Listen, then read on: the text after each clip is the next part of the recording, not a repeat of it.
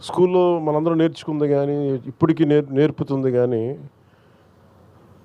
మన ధర్మం తాలూకు లేదంటే మన చరిత్ర తాలూకు గొప్పతనం ఎవరు చెప్పరు.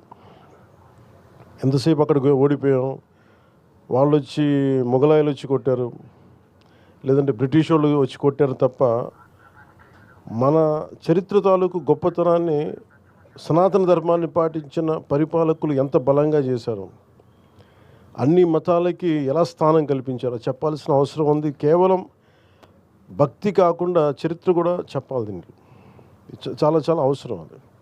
అంటే ఉదాహరణకి నేను మొన్న మదురై మీనాక్షి అమ్మ టెంపుల్కి వెళ్తే అక్కడ పూజారులు లోపల చూపిస్తా ప్రధాన పూజారులు ఎలాగ మధుర మీనాక్షమ్మ మూల విగ్రహాన్ని ఎలా దాచిపెట్టారు, ఈ